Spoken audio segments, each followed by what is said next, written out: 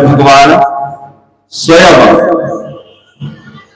अपने गुरुजन के साथ विश्वामित्र ऋषि जी के साथ में उस दिशा में चले जिस दिशा में जनकपुरी नगरी है। जनकपुरी नगरी के पास जब पहुंचे, विश्वामित्री महामुनि आए,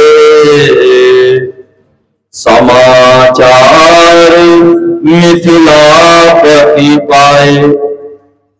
जब नगर के बाहर ऋषि विश्वामित्र जी पहुंच गए और ऋषि विश्वामित्र जी के पहुंचने के साथ साथ उनके साथ सांवले और गोरे दो किशोर भी पहुंचे हैं। जब ये समाचार अमराई में ठहरे हुए विश्वामित्र जी को देख करके नगर के जो रक्षक थे उन लोगों ने जब ये देखा तो जाकर के ये समाचार सुनाया। जाकर के जब समाचार सुनाया तो राजा अपने मंत्रियों के साथ तुरंत ही उस दिशा की ओर चल पड़े जिस दिशा में विश्वामित्र जी थे। शीघ्रता से आए, आकर के विश्वामित्र जी को प्रणाम किया।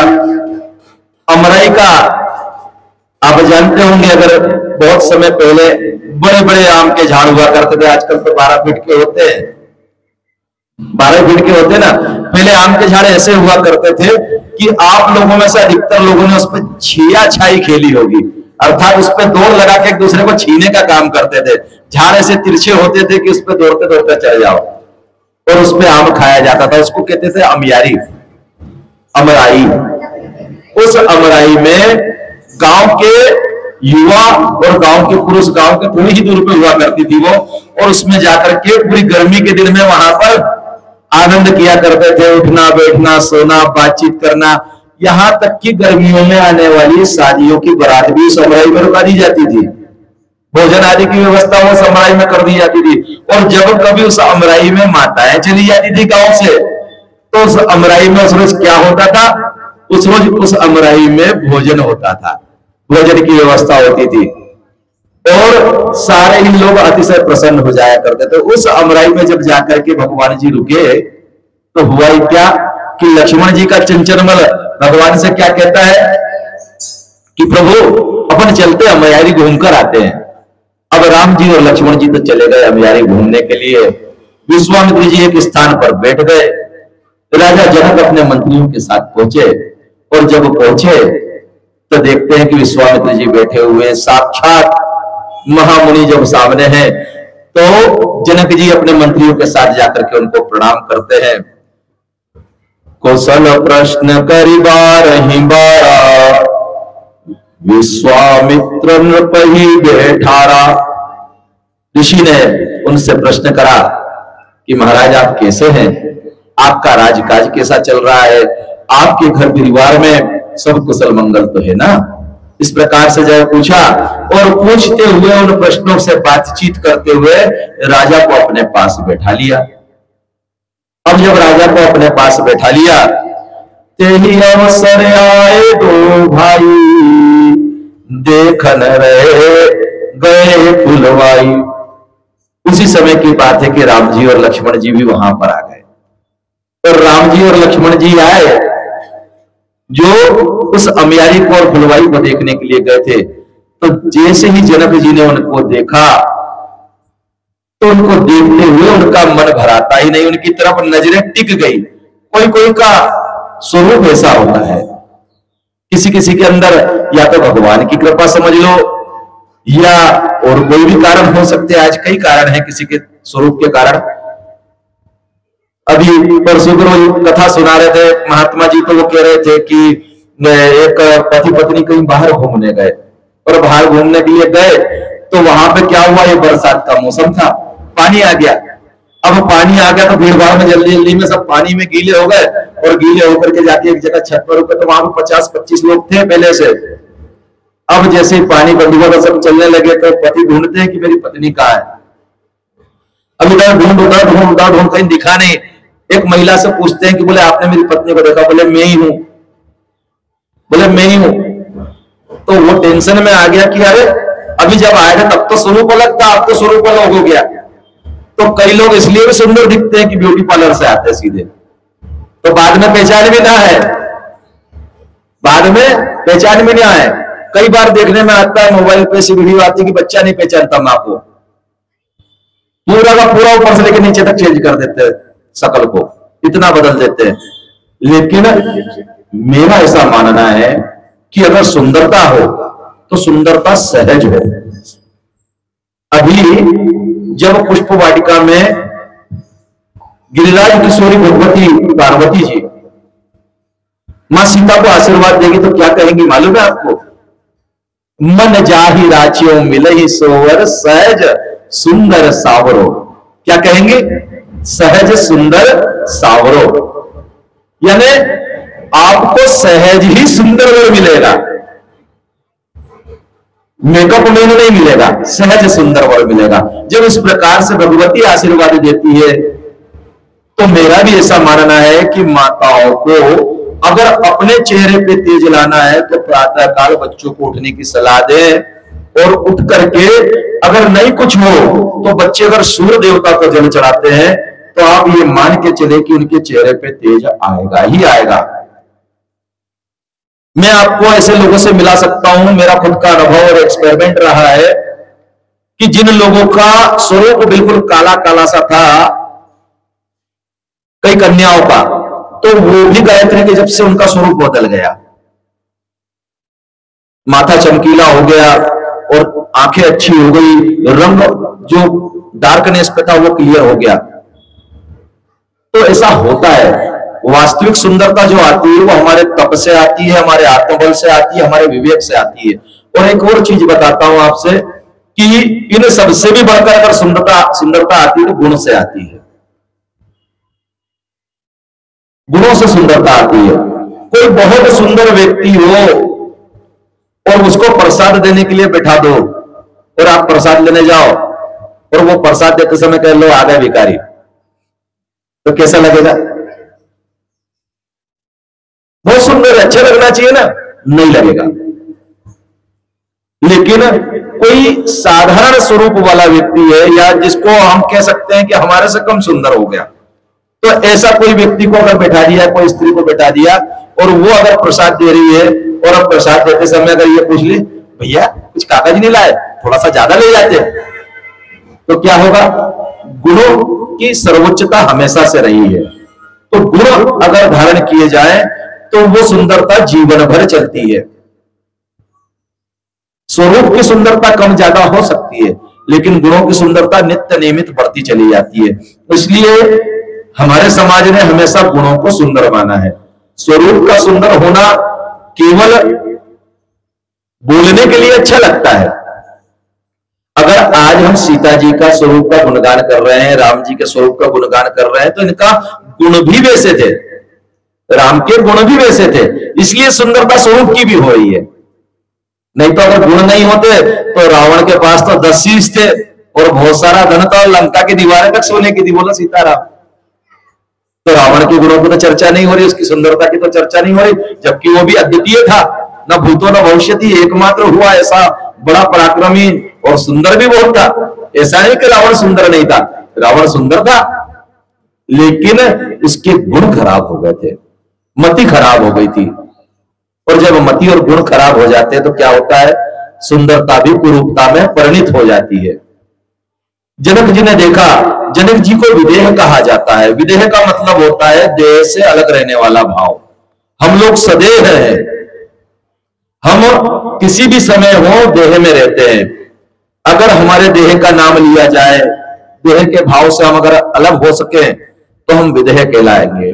और देह के भाव में रहते हुए हम लोगों की स्थिति ये है कि हम अपने आप को शरीर ही मानने लगे हैं, जबकि देखा जाए तो जैसे इस देह ने वस्त्र को पहना है वैसे हमने इस शरीर रूपी वस्त्र को धारण करा है। लेकिन विदेह राज जो है जनक जी, वो देह से अलग भी है, उनको जीवन मुक्त कहा जाता है। और जो ऐसे क्या कहते हैं, सहज वैराग्य मन मोरा, वैराग्य के जैसा उनका मन हमेशा रहा करता था, ना वैर ही ना राग ही। ऐसी स्थिति जब जनक जी की है और वो जब भगवान को देखते हैं तो केवल देखते रह जाते हैं, केवल देखते रह जाते हैं, नयन जुड़ाने। ऐसा लगा कि जैसे आंखें भगवान के रूप में चिपक गई हो। भगवान को देखते ही रह गए। और जब देखते रह गए तो वे पूछते हैं इससे, विश्वामित्र जी से, कि ये देखने में तो राजा के पुत्र लगते हैं, लेकिन इनको देखकर मेरा मन जो है वो ब्रह्म सुख को त्यागने का कर रहा है।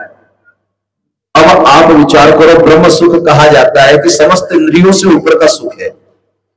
समाधि में कुछ अवस्था में उसका अनुभव किया है, लेकिन पूर्ण रूप से हमने भी नहीं किया।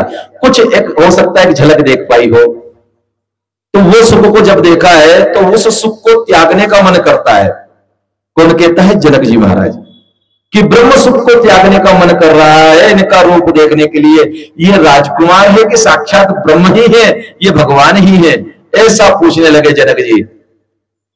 प्रेम मगन मन जानि नृप कर विवेक धरि धीर, बोले हूं मुनि पद नाई सिरा गद गद गिरा गंभीर, कहो नाथ सुंदर बहु बालक, मुनि कुल तिलक कि नृप कुल पालक, जो ब्रह्म जो निगम नेति कही गावा, उभय भेष धरि सोई आवा।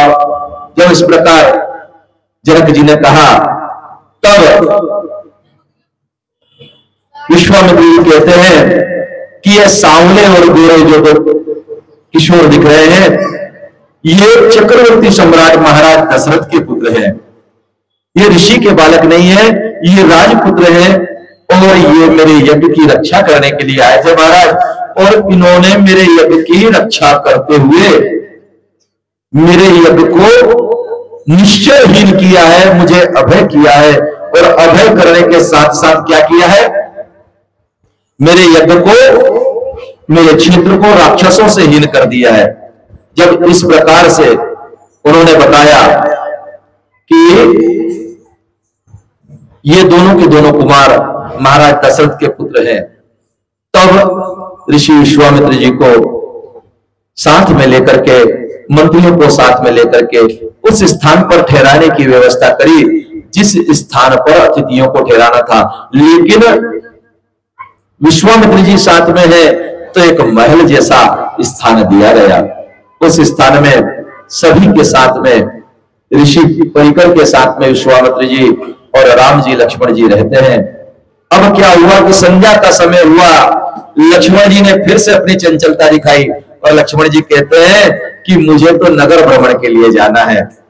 और नगर भ्रमण के लिए जब लक्ष्मण जी कहते हैं तो रामचंद्र जी कहते हैं कि लक्ष्मण जी नगर देखना चाहते हैं, गुरु जी अगर आपकी आज्ञा हो तो मैं दिखा कर लेकर के आ जाऊं। एक गुड़िया और जाओ, और ये बाहर कौन वीर पुरुष है, ये बकरियों को लेकर नहीं जा रहे हैं, उनको भी बकरियां हटा देना चाहिए।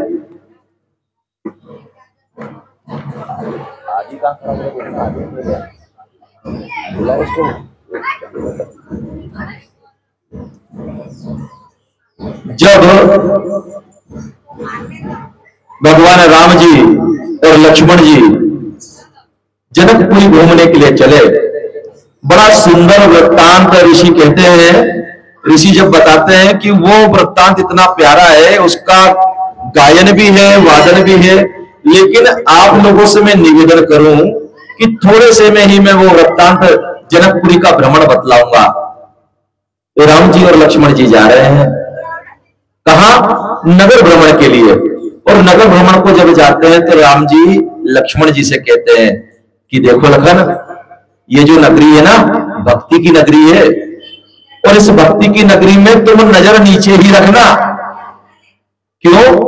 क्योंकि भक्ति की नगरी में अगर भक्तों से नजर मिली तो भक्तों के साथ जाना पड़ता है, भक्तों से नजर मिली तो भक्तों के पीछे जाना पड़ता है। तो तुम यहाँ पे नजर ऊपर मत करना, यहाँ किसी को देखना मत, केवल आजू बाजू, खास तौर से इस नगर की माताओं को मत देखना।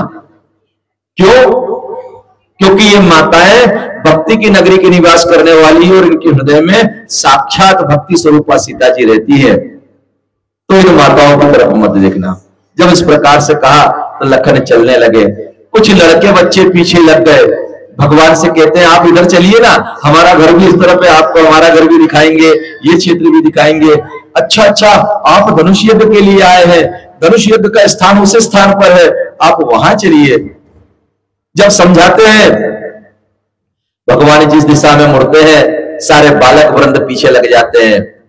अब तो थोड़ी ही देर में बच्चों का कोलाहल देख करके नगर की स्त्रियों को पता चल गया।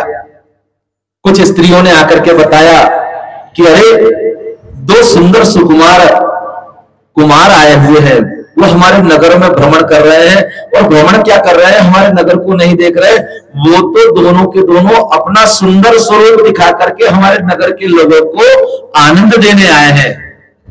वो अपना सुंदर स्वरूप दिखाने के लिए आए हैं। चलो हम उनका स्वरूप देख लेते हैं, हम उनको देख लेते हैं। वो सखियां आपस में बात करती हुई पूरे नगर में ढिंढोरा पीट देती हैं। माताएं अपने अपने अट्टालिकाओं पे आ जाती हैं और भगवान को देखती है।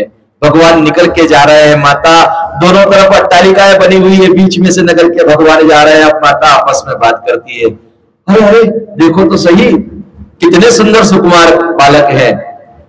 तो दूसरी कहती है, अरे सुकुमार नहीं है, इनको सुकुमार मत बोलो, इन्होंने अभी अभी तारका जैसी राक्षसी को मार दिया है, ये कोई सुकुमार नहीं है, ये महाबली है। तो दूसरी बोलती है, नहीं नहीं, इनके शरीर तो देखो, इनके ऊपर तो धनुष बाण का वजन भी लगता है। मुझे तो इनके शरीर के ऊपर जो श्रमित बिंदु आ गए हैं, उन श्रमित बिंदुओं को देख करके लग रहा है कि ये थक गए हैं, अर्थात पसीने की बूंदों को देख करके लगता है कि थक गए हैं। तो दूसरी माता कहती कि हमारी तरफ देखते क्यों नहीं है। आपस में बात चल रही है गलियों में, माताएं बात करती थे। एक बोलती है, हो सकता है कि इनकी माता ने इनको कहा हो कि कहीं देखना नहीं। तो दूसरी कहती नहीं नहीं, ऐसा नहीं है, इनको देखना तो चाहिए। तभी तक एक माई, अपने अपने अनुभव सबके पास में रहते हैं और अनुभवी लोग अपना अनुभव लगा देते हैं। तो एक माई ने जोर से आवाज लगाया, अरे बोले जो ये गोरे है ना, इनकी माता का नाम सुमित्रा है। तो लक्ष्मण जी बोलते हैं, प्रभु अब देख लो। बोले नहीं, अभी नहीं देखना, नहीं देखना, अपने को ऊपर देखना ही नहीं है। माई उन अपने को चाहती कि अपने देखें। अब राम जी जाने लगे। तब दूसरी बोलती है, अरे ये जो सांवले है ना, इनके पिता का नाम दशरथ है, ये चक्रवर्ती सम्राट के पुत्र है। तो लक्ष्मण जी बोलते हैं, प्रभु अब तो पिताजी की बात आ गई, देखना ही पड़ेगा। और लक्ष्मण जी ऊपर की तरफ दृष्टि डालते हैं, और दृष्टि डालते हैं तो जैसे ही लक्ष्मण जी ऊपर की तरफ दृष्टि डालते हैं, भगवान भी साथ में देखते हैं। और जो जो माताएं देख रही हैं, उन सबको भगवान कैसा लगा, अपने ही बालक जैसा लगा। क्यों? क्योंकि मातृत्व की भावना देख करके जब कोई आप बालक को देखोगे तो आपका बालक रहेगा। हो जाकी रही, हो जाकी रही भावना जैसी, प्रभु मूर्ति देखी बिन ऐसी। यही स्थिति कहां होगी? उलंग भूमि में होगी। माताओं ने देखा, दर्शन किया। राम जी यहाँ वहां भ्रमण करते हुए संध्या का समय जान करके डरते हुए गुरु जी की तरफ चलते हैं कि हम देरी से हो गई है, शीघ्रता से चलना चाहिए, शाम की संध्या का समय हो गया है। जब इस प्रकार से राम जी चले, रात्रि के समय गुरु जी के पास पहुंचे। गुरु जी ने संध्या वंदन के बाद में उन्हें कई प्रकार की कथा वार्ता सुनाई। राम जी गुरु के चरण दाबते हैं, लक्ष्मण जी दाबते हैं, और राम जी के साथ साथ लक्ष्मण जी भी गुरु जी के चरण दाबते हैं। जरा विचार करें